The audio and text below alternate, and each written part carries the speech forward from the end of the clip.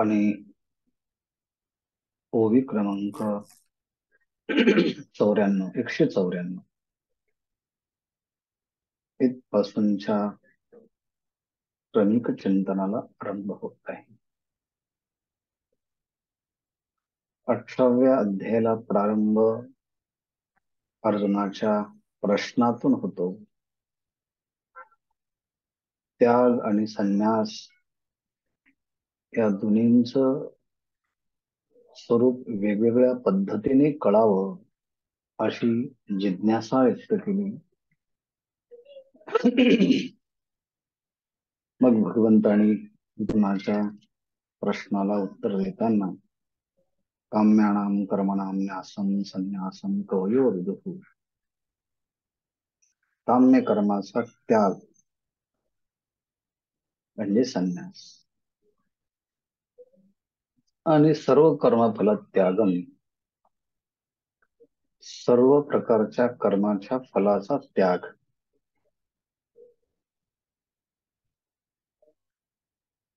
म्हणजे त्याग. असं त्याग आणि संन्यास या दोन्हींचं स्वरूप सांगत असताना त्याग ह्या संकल्पनेचा विस्तार करताना भगवंत म्हणतात तो त्याग त्रिविध प्रकारचा आहे. त्यागो ही पुरुष व्याघ्र त्रिविध संप्रकीर्तित. मग तो त्याग 3 प्रकारचा आहे, त्याचा निश्चय कर. त्यानंतर भगवंताने यज्ञ दान तप कर्म न त्याज्यम कार्यमेव तत्, यज्ञ दान आणि तप इत्यादी जे काही कर्म आहे त्याचा त्याग करू नये तर ती करावे. केले तर यज्ञोदानम तपश्चैव पावनानि मनीषिणाम, यज्ञ दान तप इत्यादी फलनिरपेक्ष रित्या ही कर्म केली तर मनीषिणाम पावनानि, विद्वत जनांना देखील ही पावन करणारी आहेत असं म्हणून सांगितलं. आणि त्यानंतर भगवंतांनी आपल्या मताचा एक निश्चित निर्वाळा शिक्कामोर्तब केला की माझं काय मत आहे. तर एतान्यपि तु कर्माणि संघं त्यक्त्वा फलांच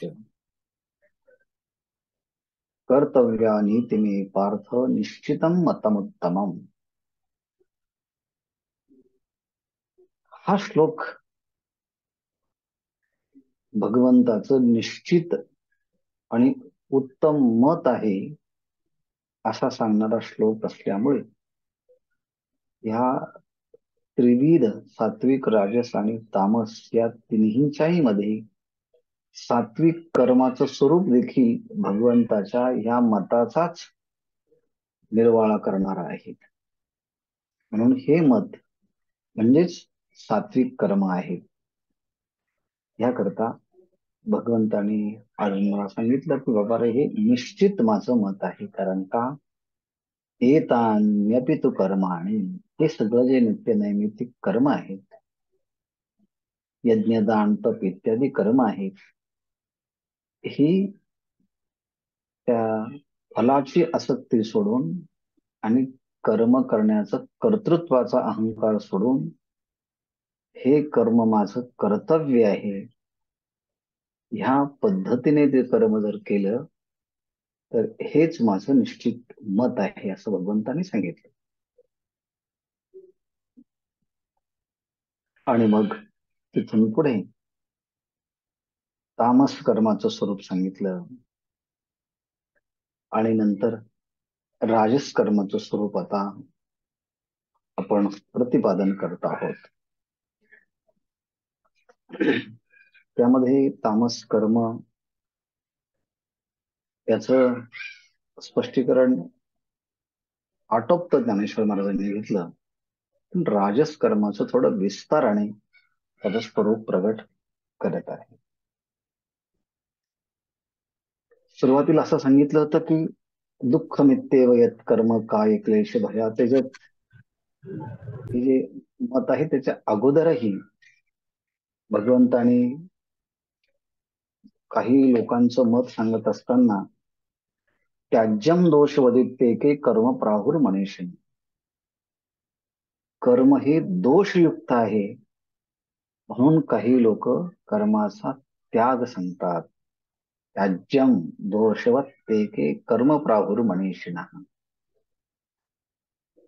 आणि काही सांगतात की नाही, यज्ञ दान तप कर्म न त्याज्यम इतीच्या परे. यज्ञ दान आणि तप यांचा त्याग करू नये असं सांगितलं. आता त्याज्यम दोष वदित्ते की कर्म हे दोषयुक्त आहे म्हणून त्यांचा त्याग केला पाहिजे, हे जे दुसऱ्या श्लोकाच्या मध्ये सांगितलेलं मत आहे त्याचाच विस्तार आपल्याला नंतर तामस कर्माच्या मध्ये आपल्याला पाहायला मिळतोय. आणि त्यासाठी दिलेले दृष्टांत सुद्धा एक विलक्षण स्वरूपाचे आहेत. कारण नियतस्य तु संन्यास कर्मणो नोपपद्यते. जे नियत कर्म आहे, जे नित्य कर्म आहे, जे नैमित्तिक कर्म आहे, त्या कर्माचा त्याग कधीही संभवत नाही. नियतस्य तु कर्माणः नियतस्य तु संन्यास कर्मणो नोपपद्यते. नियत नित्य नैमित्तिक कर्माचा संन्यास त्याग कधीही संभवत नाही. पण कोणी जर मोहामुळे त्या नित्य नैमित्तिक कर्माचा त्याग करत असेल तर त्या त्यागाला तामस त्याग म्हणून संबोधलेला आहे. मोहात तस्य परित्यागस तामस परिकीर्तितः. हाही मागचा हा विचार आपण केला. असे लोक अंधारातून जात असताना अंधाराला दोष देण्याच्या ऐवजी आपले डोळेच नखाने नष्ट करण्याचा प्रयत्न करतात. तसं तैसे कर्म द्वेषे अशके कर्मेची सांडी. त्याप्रमाणे कर्माच्या मध्ये दोष आहेत म्हणून ते कर्मच टाकून देतात. आणि दुसऱ्या श्लोकामध्ये त्याज्यम दोष वदित्ते के कर्म प्राहुर मनीषिण, हे जे मत आहे त्याच मताचा इथे तामस कर्माच्या स्वरूपामध्ये निर्वाळा करतात. तैसा कर्मद्वेषे अशेके कर्मची सांडी. कर्माच्या मध्ये दोष असल्यामुळे ही लोक सगळ्या प्रकारचे कर्म सोडून देतात. त्यांचं ते कर्माचं टाकून देणं याला तामस त्याग असं भगवंताने सांगितलं. एखाद्याचं डोकं दुखायला लागलं म्हणून कोणी जर शिरच आपला धडा वेगळं केलं तर हा शहाणपणा आहे का? मार्ग अवघड आहेत, तो चालवून पायाने चालून तो पूर्ण होणार आहे. पण त्याचा दोष पायावरतीच देऊन ज्याने पायच तोडून टाकले आणि मार्गच बंद केला, हे काय शहाणपणा आहे का? भुकेलेल्या माणसाच्या पुढं एखाद्याने गरम अन्न दिलेले आहे म्हणून ते थंड झाल्यानंतर खाऊया असा बुद्धीने विचार न करता पायाने तर ते उष्ण अन्न उडवून दिलं तर एक प्रकारचं लंघनच तर नाही का? तसा कर्माचं अनुष्ठान करत असताना त्यामध्ये बंधकता निर्माण होते, बाधकता निर्माण होते. म्हणून ते कर्मच कोणी उन्मत्त होऊन भ्रमाने टाकून देत असेल तर तो तामस त्याग आहे. म्हणून आपल्या वाट्याला आले, स्वभावाला आलेले जे काही कर्म आहे ते कर्मच जर कोणी त्याग करत असेल तर झने आतळा त्यागा तामस तया. मग त्या प्रकारच्या त्यागाला तामस त्याग असं म्हटलं आहे. म्हणजेच कर्माच्या ठिकाणी दोष आहे म्हणून कर्म टाकून द्यायचं, ह्याकरता एवढे दृष्टांत दिले आहे. पण राजस त्यागाचं स्वरूप सांगत असताना दुःखमित्येव येत कर्म, ते कर्म जे आहे ते दुःख आहे. यत कर्म दुःख, जे कर्म दुःख स्वरूप आहे, इत्येव असं समजून काय क्लेश भयात भयात, शरीराच्या क्लेशाच्या भयानं तेजेत जो कोणी टाकतो त्या त्यागाला सह राजसम त्यागम कृत्वा, त्या राजस प्रकारच्या कर्माचा त्याग करून जर दिला कोणी तर त्याग फलम न येव लभे, त्याला त्यागाचं फळ प्राप्त होत नाही. दुःख मित्येव यत कर्म, हा सगळा विचार आपण पाहत आहोत. याचं विश्लेषण स्पष्टीकरण करत असताना ज्ञानेश्वर महाराजांनी इतकं सुंदर केलं आहे की राजस प्रकृतीचा मनुष्य जेव्हा राजस त्याग करतो तेव्हा तो त्याग केवळ शरीरावरती असणाऱ्या अतिशय प्रेमामुळे, आसक्तीमुळे आहे.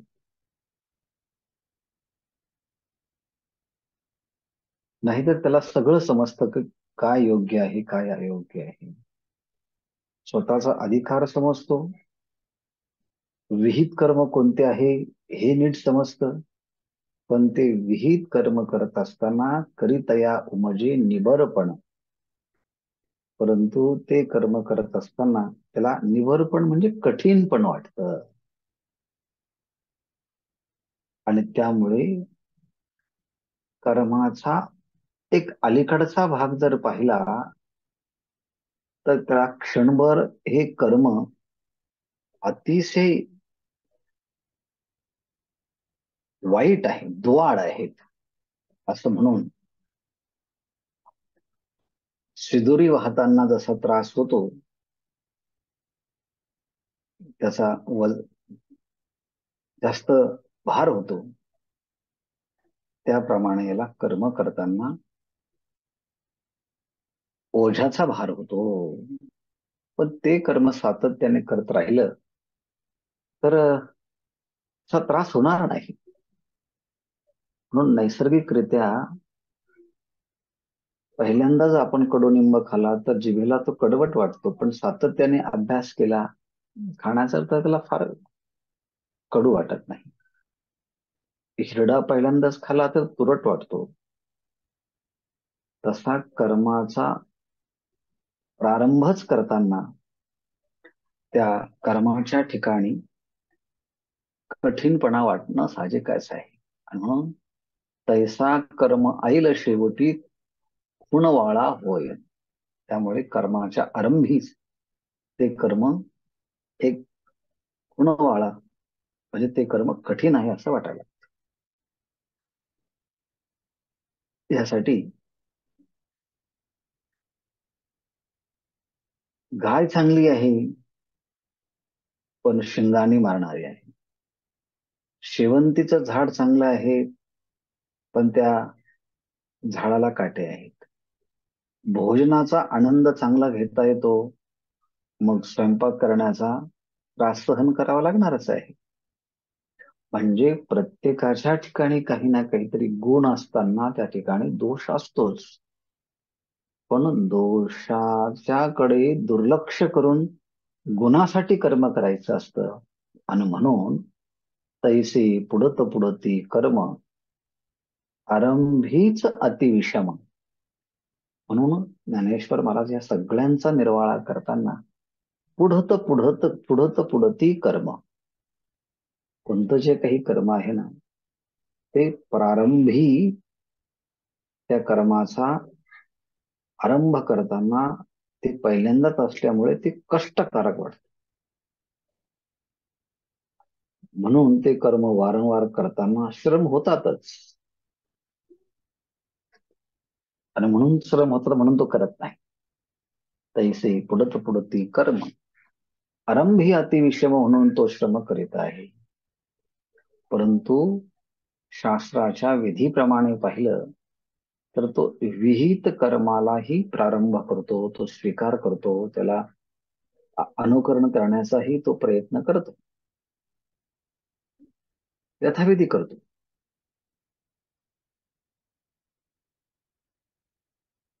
पण त्याला की त्यामध्ये थोडा परिश्रम वाटायला लागले तर मग काय करतो तो, एरवी विहितत्व मांडी परी घालीत असुरवाडी. परंतु त्यामध्ये क्लेश वाटायला लागले की मग तो काय करतो, टाकून देतो. कशाप्रमाणे, तेथ पोळाला ऐसे सांडी अधरिलेही. तेथ पोळाला, एखाद्या माणसाच्या हाताला अग्नी लागल्यानंतर तो पटकन टाकून देतो. तसं कर्माचा आरंभ करताना ते अवघड वाटलं की पटकन टाकून देतो. त्याची स्वतःच्या देहाकडे पाहण्याची भूमिका चार वाक दर्शनाप्रमाणे असते. कारण तो असं म्हणतो,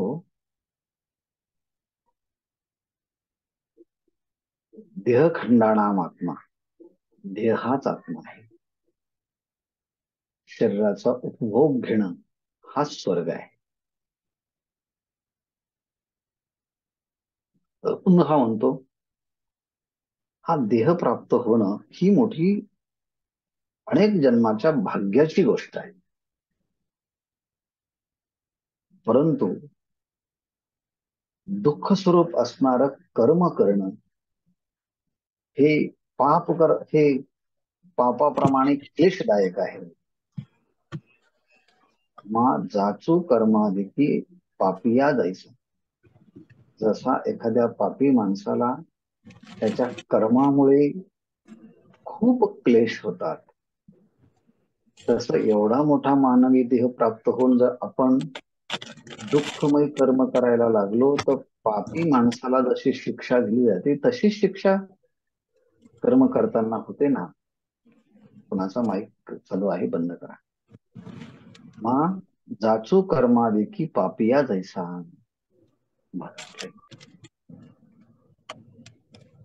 प्लीज चेक करा कोणाचा ऑडिओ चालू आहे.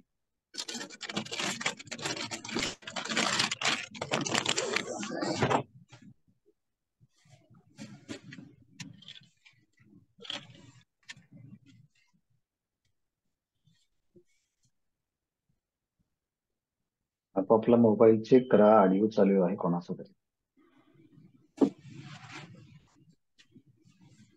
अजूनही चालूच आहे.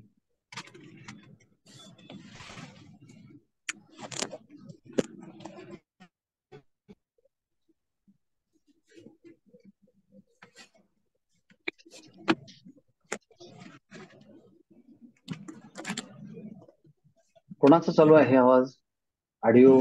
प्लीज बंद करा ना.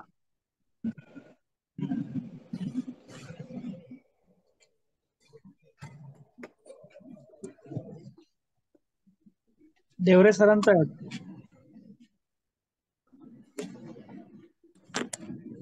देवरे सर प्लीज आपला माईक बंद करा बरं. गाडी हॉटेलला थांबणार आहे.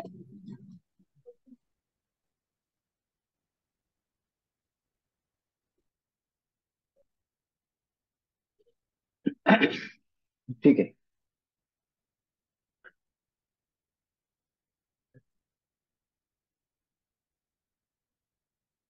तर कर्म केल्यानंतर त्या कर्माचं चांगलं फळ भेटेल असं जर वाटत असेल तर हे यांना मान्य नाही. केली कर्मे तुम्ही चांगलं कर्म केलं की जे द्यावे म्हणजे त्यांनी चांगलं फळ द्यावं असं कोणी म्हणत असेल तर ते मज व्हावे झणे. कदाचित मला त्या कर्माचं फळ प्राप्त होईल असं वाटत असेल, पण मला तशा प्रकारचं कर्म नकोय. कारण का? आजी भोगुना बरवे हातीचे भोग. आज हातामध्ये आलेले भोग हे इतके चांगले आहेत, ते ते सुखदायक आहेत. आणि मग ते सोडून नित्यनैमित्तिक दुःखमय कर्म करून त्याचं फळ चांगलं भेटणार आहे. अहो, आताचे हातामध्ये आलेले भोग आहेत ते भोगून घ्या ना. कशाला ते दुःखमय कर्म करतात? असा हा राजसिक कर्मकर्त्यांच्या कर्म करण्याची पाठीमागची भूमिका आहे. आणि म्हणून ऐसा शरीराच्या क्लेशा भेणे करणे सांडी. हे विरेशा अर्जुना, ऐसा शरीराच्या क्लेशा भेणे करणे सांडी. निष्कर्ष सांगत असताना अशा प्रकारे रजगुण ज्यांच्या अंतःकरणामध्ये आहेत ते लोक या शरीराला क्लेश होईल ह्या भीतीने कर्म सांडत असतात. त्याला राजस त्याग असं म्हणतात. हे विरेशा, ऐक बर का, हे विरेशा परियेसा. हे विरेशा अर्जुना, परियेसा म्हणजे ऐका. काय ऐका? ऐसा क्लेशाची बेणे कर्मे सांडी तो राजसो त्याग. त्याला राजस प्रकारचा त्याग असं म्हणायचं आहे. आणि राजस जो त्याग आहे म्हणजे राजस लोकही कर्माचा त्याग करतात, पण त्या त्यागाला त्याग म्हणता येत नाही. त्याला काय म्हणता येईल? त्याला भीती म्हणता येईल, त्याला आसक्ती म्हणता येईल, त्याला स्वार्थ म्हणता येईल, त्याला एक प्रकारचा मनाची अपरिपक्व दशा म्हणता येईल. त्याकरता काल आपण पाहिलं आहे,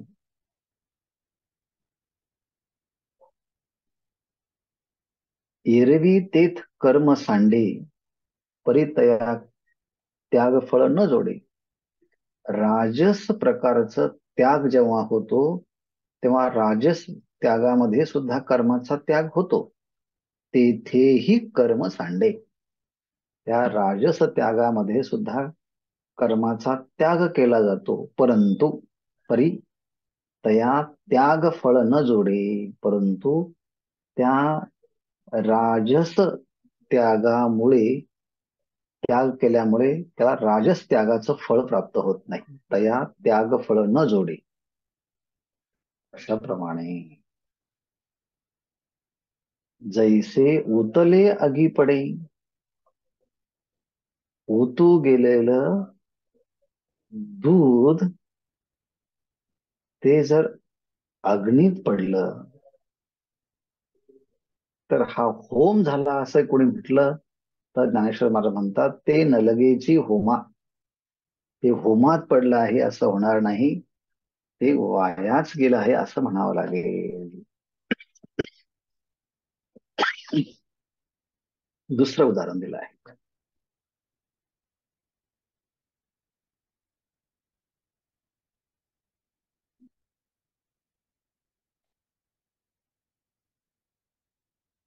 देहाचे निलोभे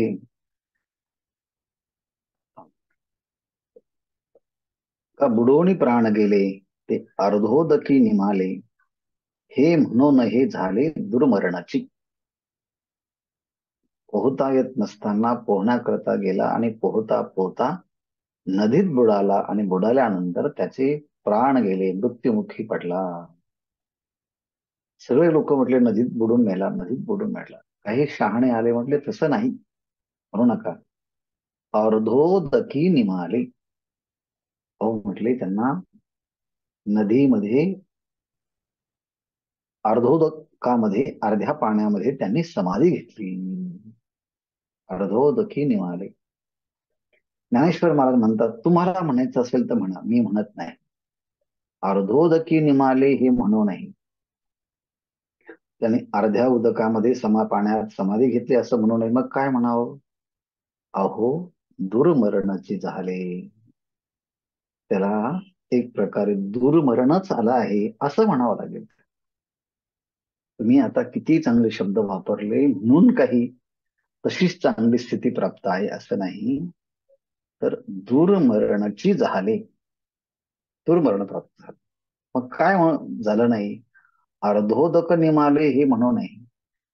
अर्ध्या उदकामध्ये त्याने समाधी घेतली आहे असं न म्हणता त्याला एक प्रकारे पाण्यात बुडवल्यामुळे दुर्मरणच प्राप्त झालं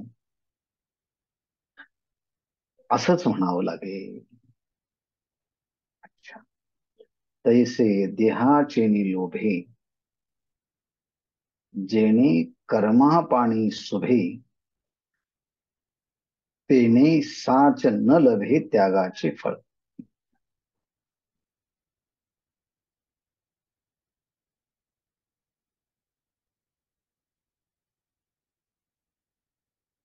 देहाचे लोभे,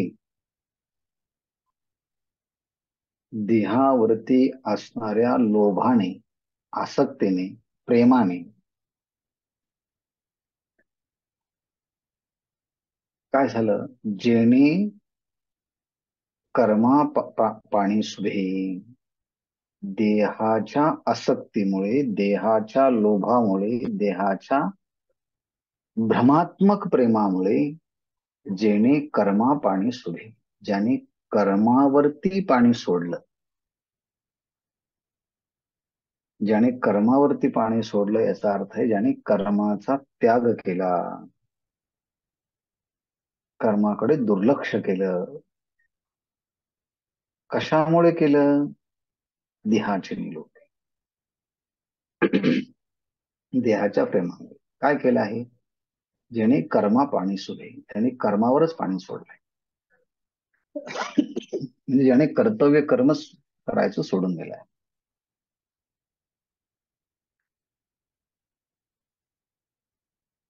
प्रसूती काळचा वेदना आणि प्रसूतीमुळे होणाऱ्या शरीराचा जो बेढपपणा तो होऊ नये आणि ती वेदना होऊ नये म्हणून आम्हाला मुलंच नको असं कोणी म्हणत असेल तर देहाचे लोभे ज्यांनी कर्मा पाणी सोडलं, त्यांनी कर्मावरती पाणी सोडलं म्हणजे त्याने कर्माचा त्याग केला.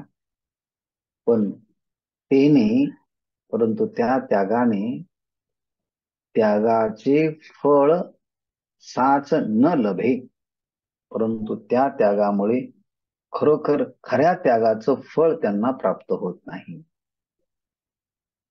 त्यागाचे साच फळ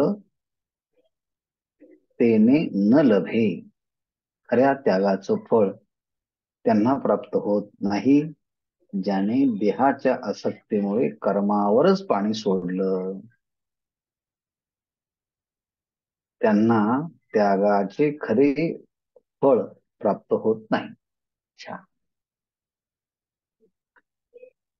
आता एवढं वर्णन करून सांगितल्यानंतर ज्ञानेश्वर महाराज म्हणतात आता आणखी किती बोलावं ह्या राजस त्यागाच्या बद्दल. मग आता किंबहुना अपोले, किंबहुना आणखी किती बोलावं, बहुना किम, आणखी काय सांगायचं, फार काय सांगू आता. अपुले जई ज्ञान उदया आले होय. जेव्हा प्रकाश पडतो, सूर्याचा उदय होतो, तेव्हा काय होतं? पहाले नक्षत्राते जैसे गिळी. पहाले म्हणजे पहाट झाली असताना, सकाळ झाली असताना आकाशामध्ये असणारे नक्षत्र त्या प्रकाशाच्या द्वारे जसे गिळंकृत होतात, म्हणजे त्यांचा प्रकाश नाहीसा होतो. कधी झालं हे? पहाले, पहाट झाली ना, मग ते पहाटेतला प्रकाश जो आहे जैसे नक्षत्रात वेगळी, त्या नक्षत्रांना होणारा जो प्रकाश आहे तो आता हळूहळू अरुणोदयाच्या प्रकाशाने त्या नक्षत्रांचा प्रकाश गिळून घेतला. म्हणजे ते त्यांचा प्रकाश अभिभूत झाला. किंबहुना आपले जै ज्ञान होय उदयाले.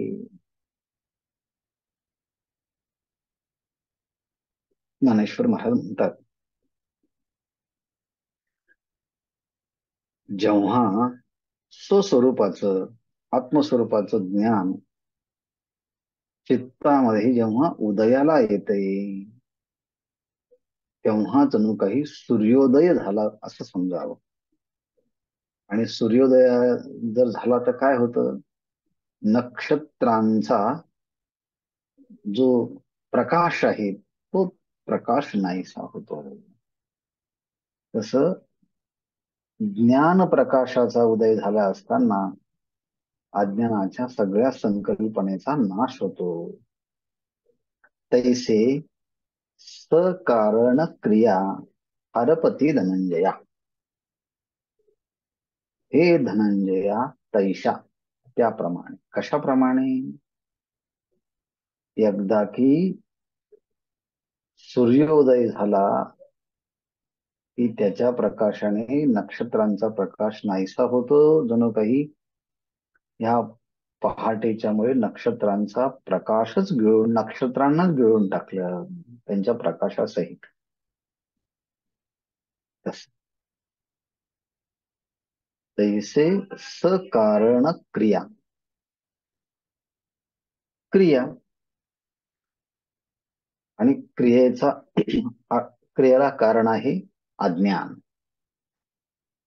सकारण क्रिया म्हणजे कारणासहित क्रिया. हरपती, हे धनंजया, सकारण क्रिया हरपती. कारणासहित क्रिया नाहीशा होतात. कधी? जई ज्ञान उदया आले होय. जेव्हा स्वस्वरूपाच्या ज्ञान उदयाला आलं असताना काय होतं, ज्ञान आणि अज्ञान ह्या दोन विरुद्ध गोष्टी आहेत. जिथे आत्मस्वरूपाचं एकदा की ज्ञानाचा उदय झाला की मग आत्मस्वरूपाचं असणारं अज्ञान, स्वस्वरूपाचं अज्ञान हे स्वस्वरूपाच्या ज्ञानाने नाहीसं होतं. स्वस्वरूपाचं विशेष अज्ञान स्वस्वरूपाच्या विशेष ज्ञानाने नाहीसं होतं. म्हणजे सगळ्या कर्मांना, सगळ्या क्रियेला कारण कोण असेल तर अज्ञान. अज्ञान आणि क्रिया, कर्म हे एकमेकाला पूरक आहे. जिथे जास्त अज्ञान असतं तिथे जास्त क्रिया करावी लागते आणि जिथे ज्ञान असतं तिथं खूप कमी क्रिया करावी लागते. आणि स्वस्वरूपाच्या ज्ञानाच्या ठिकाणी तर कोणतीच क्रिया नाही. म्हणून जिथे जास्तीत जास्त ज्ञान, व्यावहारिक पदार्थांचं का होईना, जिथे जास्तीत जास्त ज्ञान तिथे कमीत कमी क्रिया.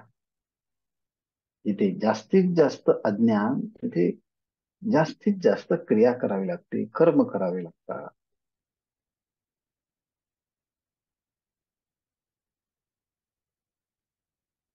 बांधकामाच्या क्षेत्रातलं उदाहरण जर घेतलं तर मजुराला दिवसभर मजुरी करावी लागते.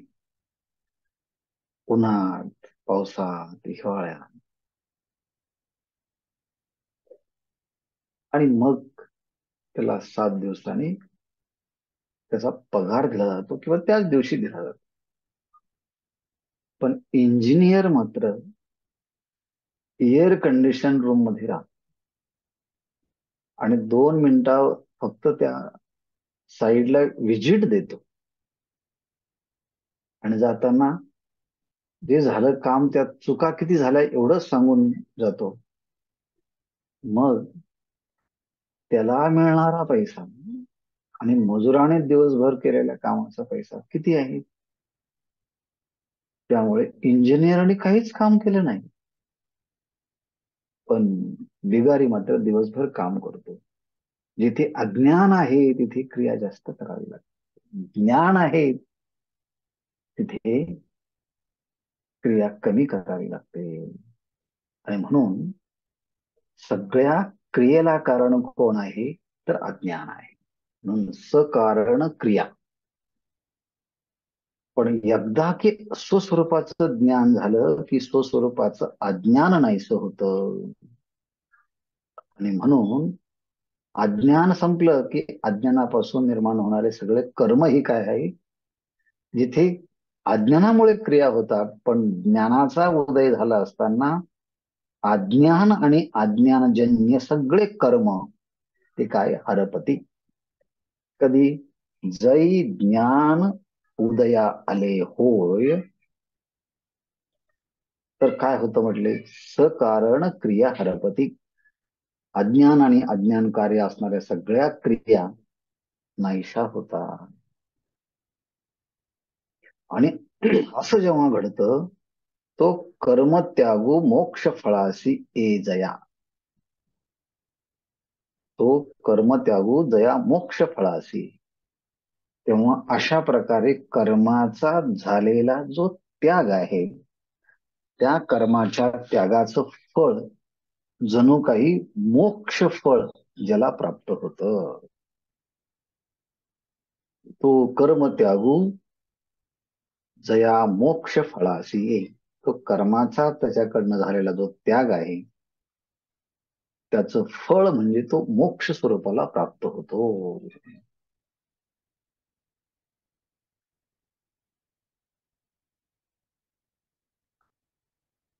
यावरती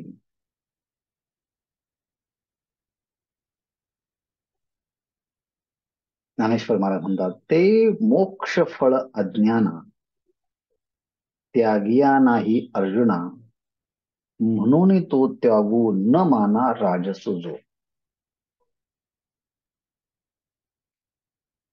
एवढा जो त्याग आहे, ज्ञानाचा उदय झाला असताना सगळ्या क्रिया कारणासहित नाहीशा होतात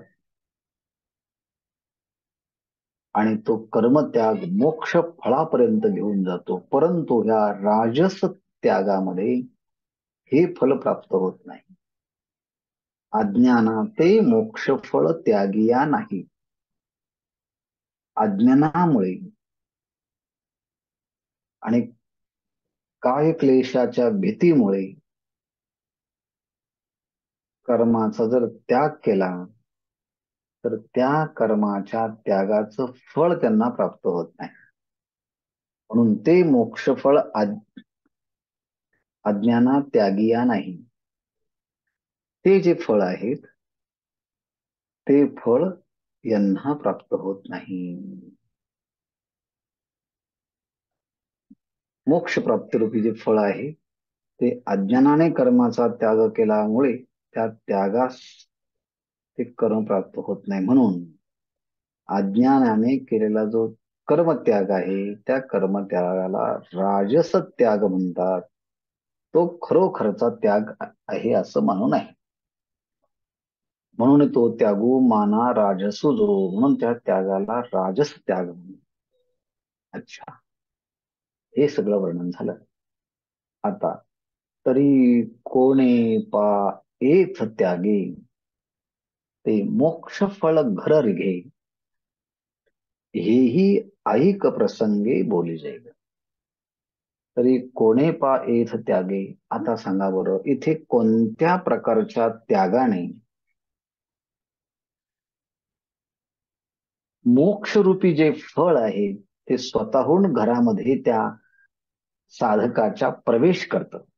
असा कोणता त्याग आहे की ज्या त्यागाच्या मुळे साधकाला मोक्षरूप फळ प्राप्त करण्याकरता जावं लागत नसून मोक्षरूपी फळ ज्याच्या घरामध्ये प्रवेश करत?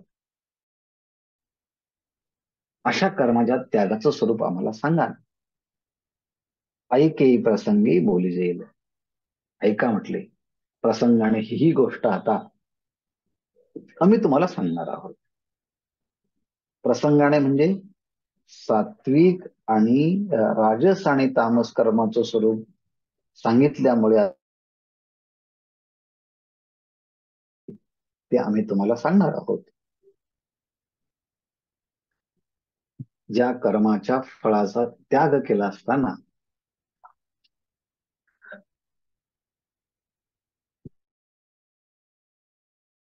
त्याग केला असताना स्वतःहून मोक्षरूपी फळ प्राप्त होतं, तो विचार आता पुढच्या श्लोकामध्ये सांगणार आहे.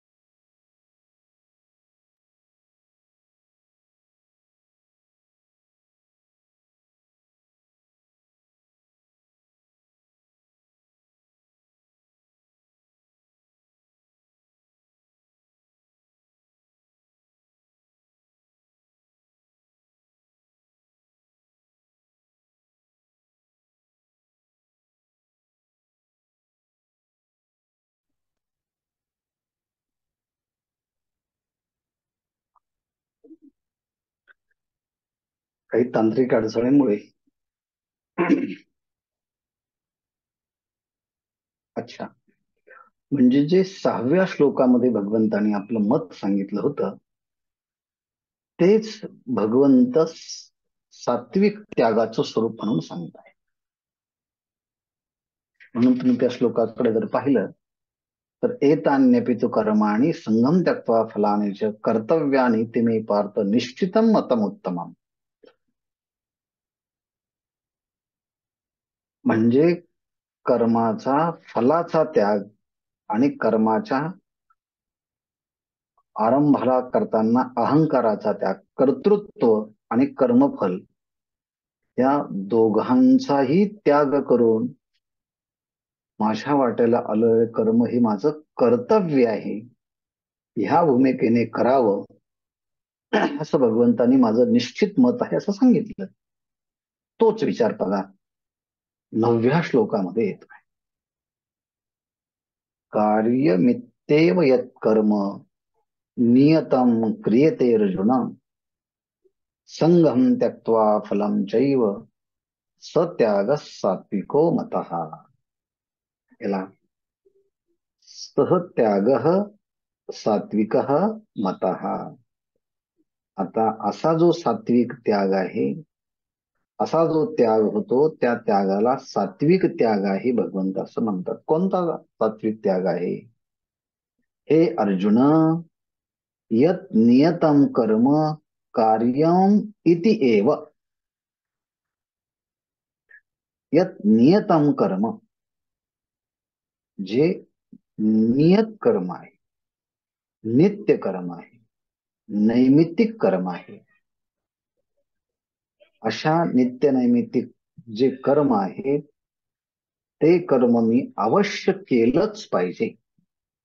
कार्यम इति एव, हे जे कर्म आहे हे कर्म मी केलंच पाहिजे. पण नित्य नैमित्तिक हे जे कर्म आहे हे कर्म मी केलंच पाहिजे, पण कसं केलं पाहिजे? संगम त्यक्त्वा, त्या कर्माला आरंभ करताना त्या कर्माच्या आसक्तीचा त्याग. कर्म करताना कर्मकर्त्याच्या अंतःकरणामध्ये असणारा मी त्या कर्माचा करता आहे असा कर्तृत्वाचा अहंकार, मी ह्या कर्माचा करता आहे, म्हणून कर्माचा कर्मकर्तृत्वाचा त्याग याला म्हणायचं संगम त्यक्त्वा यत नियतम कर्म कार्यम इति एव, कर्तृत्वाचा अहंकार सोडून नित्य नैमित्तिक कर्म हे माझं कर्तव्य आहे अशा भूमिकेत न करणं, किंवा फलम त्यक्त्वा एव, आणि त्या कर्माच्या फलाचा त्याग करून माझ्या वाट्याला आलेले नित्य नैमित्तिक कर्म हे मी करणारच आहे, पण करताना संघम त्यक्त्वा च फलम त्यक्त्वा एव, कर्म आणि आसक्ती, आसक्ती आणि त्याचं फल यांना सोडून कार्यम इति एव क्रियते, नियतम कर्म क्रियते, नित्य नैमित्तिक कर्म जे केलं जातं त्या त्यागाला सात्विक त्याग असं म्हणतात. इथे त्याग म्हणजे कशाचा त्याग करायचा आहे? कर्तृत्वाचा, कर्तृत्वाच्या अहंकाराचा आणि कर्मफलाचा त्याग करायचा. याला म्हणतात संगम च फलम त्यक्त्वा स त्याग सात्विको मतः. आणि मग ही गोष्ट भगवंताने जी माझं निश्चित मत म्हणून सांगितलं ते सांगत असताना त्रिविध प्रकारचा त्याग सांगून सात्विक त्याग जो आहे तो त्याग भगवंता अभिप्रेत आहे की जो 6व्या श्लोकामध्ये सांगितला आहे.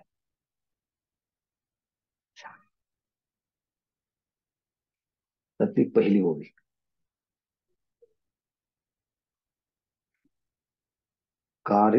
तरी स्व अधिकाराचे नावे जे वाटिया आले स्वभावे ते आचरे विधी गौरवे शृंगारोणी. बघा, राजस त्यागाचा भाष्य प्रारंभ करत असताना पहिली ओवी आणि सात्विक त्यागाचा विचार करताना भाष्य रूपाने असलेली पहिली ओवी. बघा, राजस त्यागामध्ये असं आहे, अथवा स्व अधिकार भुजे आपली विहितही सुजे. स्वतःचा अधिकार काय आहे आणि माझ्या वाट्याला आलेले विहित कर्म कोणते आहे याचंही त्यांना जाण आणि भान असतं. हे भुजे आणि सुजे या 2 क्रियापदातून सांगितलं. सात्विक मनुष्य त्यालाही माहिती आहे स्व अधिकाराचे नावे. मी वर्णाश्रम धर्माप्रमाणे ब्राह्मण, क्षत्रिय, वैश्य किंवा ब्रह्मचर्य, वानप्रस्थ, ग्रहस्थ हे आपण कोणत्या अधिकारामध्ये मोडतोय तरी स्व अधिकाराचे नावे, स्वतःच्या अधिकाराच्या नावाने जे स्वभावे वाटिया आले, जे स्वाभाविकरित्या नैसर्गिकरित्या आपल्या वाट्याला आलेले आहेत ते कर्म कसं करत आहे ते आचरे, तो त्याचं आचरण करतो. आणि राजस त्यागवाला कसा म्हणतो आहे, परी करतया निवरपणा उमजे. परंतु असं अधिकार आणि आपलं कर्तव्याच्या संबंधाने कर्म आले असताना त्या कर्मातला कठीणपणा आहे, म्हणून त्याचं तो आचरण करत नाही. पण हा कसा करतो आहे? विधी गौरवे ते आचरे. अत्यंत विधीपूर्वक आणि गौरवपूर्वक यथाविधी त्या कर्माचं आचरण करतो. कळतं दोघांनाही, सात्विक आणि राजस दोघांनाही कळतं. पण एक कळून सोडून देतो आणि दुसरा कळून त्याचं आचरण करतो. सो अधिकाराचे निनावे जे वाटिया आले स्वभावे, ते आचरे विधी गौरवे. शृंगारोणी अत्यंत सन्मानपूर्वक, आदरपूर्वक, चांगल्या पद्धतीने त्या कर्माचा गौरव करतो, आदरपूर्वक गौरव करतो आणि ते कर्म आचरणामध्ये आणतो. असा हा सात्विक त्यागाचा अतिशय आदर्शपूर्वक जो भाग आहे, तो विचार आपण उद्या पाहूया.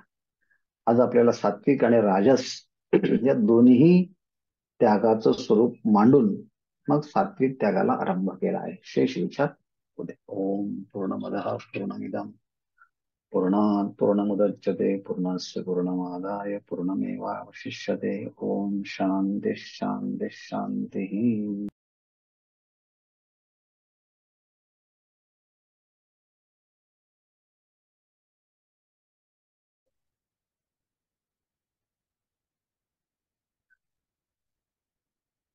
कोण आहे? डॉक्टर आहेत का? डॉक्टर साहेब आहेत का आज? रामकृष्ण हरी. डॉक्टर काही दिसत नाहीत. बरं बरं. मी बोलतो. लेफ्ट झाले काय? हम्म. नाही, दिसतच नाहीत. ते जॉईनच झालेले दिसत नाही. का झाले असतील पण आता दिसत नाही. हा, रामकृष्ण हरी. बोला. आज ते मीटिंग साठी आहेत बाहेर. ओके. बरं बरं बरं. ठीक. कोणी पहिल्यापासून होता आणि ते सांगू शकते असं आहे कोणी? नाहीतर मी बोलतो.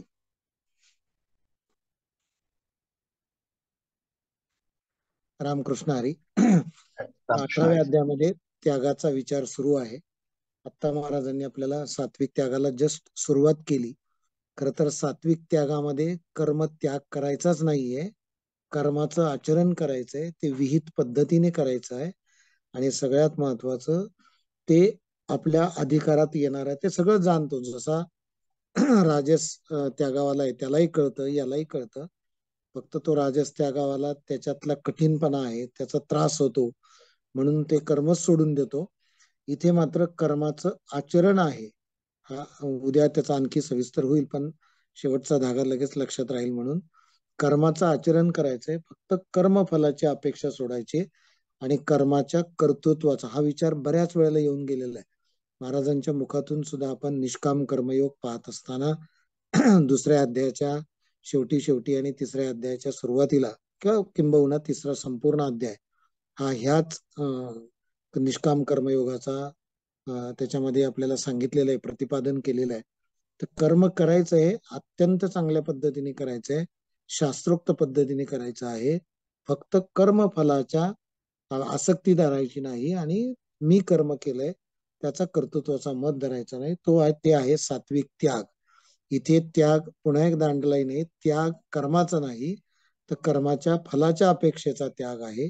आणि सगळ्यात महत्वाचं म्हणजे कर्माच्या कर्तृत्वाचा जो मद आहे की मी केलं याचा त्याग आहे. त्याच्या अगोदरचा जो त्याग आहे तो राजस त्याग आहे. त्याची कालही भरपूर उदाहरणं झाली. त्याचं महाराजांनी सुरुवातीला पुनरुक्ती केली. आणि आज जे काही झाले की एखादा गंगेत बुडाला तर बुडाला म्हणजे काय, त्याला जलसमाधी मिळाली असं नाही, तर ते जे दुर्मरण आहे ते दुर्मरणच आहे, ते वाईट मरण आहे ते मरणच आहे. त्याला कालचीही उदाहरणं होती, आज त्याच्यामध्ये अजून जलसमाधीचं पुन्हा रिपीट केलं. आणि 95व्या ओवीमध्ये 195व्या की बऱ्याच वेळेला आपल्या देहाला कष्ट होतात म्हणून ते कर्मच करायचं नाही. म्हणजे ह्या सगळ्याचा धागा एकच आहे की आपल्याला त्रास होतो, क्लेश होतात शरीराला, देहाला, म्हणून त्या कर्माचा त्याग, हा कर्माचा त्याग तो राजस प्रकारचा आहे. मग बऱ्याच वेळेला उदाहरण दिलं की हल्ली प्रसूती वेदनेचा त्रास होतो म्हणून मुलं जन्माला न घालणं, किंवा शरीराच्या सौंदर्याचा काही ऱ्हास होतो म्हणून मुलाला अंगावर न पाजणं, अशा पद्धतीचं जे काही एक प्रकारे विकृती जी आलेली आहे ती राजस त्यागातलाही तो खर तर निकृष्ट दर्जाचा त्याग आहे. तर अशा जे त्यागी आहेत त्यांना कुठल्याही प्रकारचं खास फळ मिळत नाही. त्यानंतर मग या पुढच्या श्लोकाची एक चूर्णिका ज्याला म्हणता येईल ती 196व्या ओळीपासून सुरू होते. किंबहुना आपले जे ज्ञान होय उदय आले ते नक्षत्र ते पाहले गिळी जैसे. त्याला उदाहरण देऊन सूर्योदय झाल्यावर जशी सगळी नक्षत्र मावळतात, नक्षत्र असतात पण ती आपल्याला त्या ठिकाणी दिसत नाही, त्याचा ग्रास होतो, त्याप्रमाणे अत्यंत महत्वाचा विचार महाराजांनी दृढ करून घेतला आपल्याकडनं की जिथे अज्ञान आहे तिथे क्रिया असतात, अज्ञानाच्या ठिकाणीच क्रिया असतात. जिथे स्वस्वरूपाचं ज्ञान होतं तिथे क्रिया राहत नाही किंवा तिथे त्या क्रिया समाप्त होतात. आणि जेवढं जास्त ज्ञान होत राहतं तेवढी क्रियेची कमतरता होते. त्याला उदाहरण गौंड्याचं काम करणाऱ्याचं आणि इंजिनियरचं, अगदी वैद्यकीय क्षेत्रातलं उदाहरण सुद्धा आपल्याला देता येईल की दिवसभर हॉस्पिटलमध्ये झाडून घेणारी, स्वच्छता करणारी ती मावशी, तिचं पेमेंट आणि डॉक्टर 2 मिनिटं रुग्णाला तपासणार, 2 औषधं लिहून देणार, त्यांची फी आणि त्या मावशीच्या कामाची तुलना केली तर प्रचंड तफावत असते. काही लोकांना एका सहीचे, जो सीए आहे त्याला एक सही करायची असते, त्याचं मिळणारं पेमेंट आणि दिवसभर काम करून मिळणारं पेमेंट याच्यामध्ये जी तफावत आहे ते ज्ञानाचं आहे. जिथे ज्ञान आहे तिथे क्रिया कमी आहे. डॉक्टर स्टेथोस्कोप लावणार आणि रोगाचं अचूक निदान करणार आणि त्याची फी घेणार, आणि ती मावशी मात्र अख्खं सगळं स्वच्छ करणार. तर हा जो फरक आहे हा म्हणजे अत्यंत महत्वाचा याच्यातला आहे. म्हणून ज्ञान होत राहणं, क्रिया कमी करणं, तर हे जे आहे ते या राजस त्यागावाल्यांना ते काही मिळत नाही. आणि म्हणून सर्व विद्या त्याचं कारण जी अविद्या आहे, हे सगळं होतं त्या अज्ञानामुळं, मायेमुळं, अज्ञानामुळं त्या ठिकाणी होत असतं. आणि मग खरा कर्मत्याग ज्या मोक्ष फळाला कारणीभूत आहे तो पुढच्या ओवीत सांगितला की ते मोक्ष फळ अज्ञाना त्यागिया नाही अर्जुना, म्हणून तो त्यागून माना राजस्व.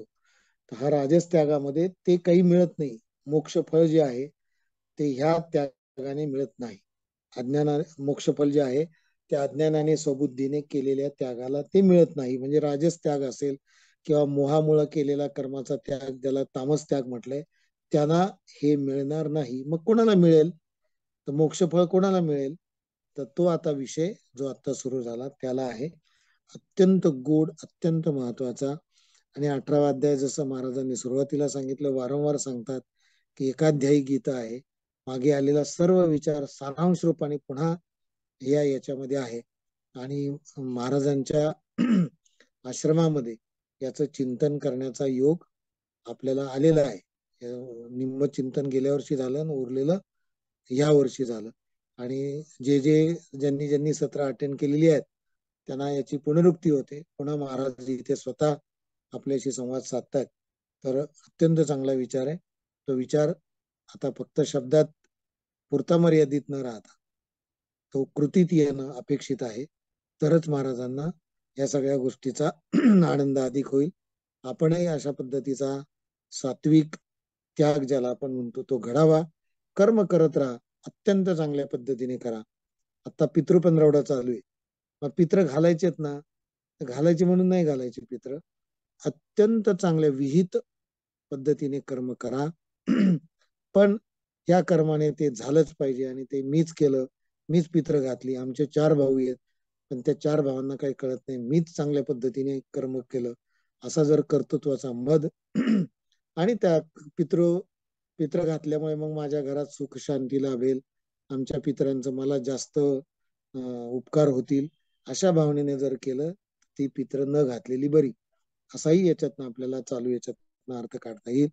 असा योग या गीतेच्या माध्यमातून आपल्याला आलेला आहे.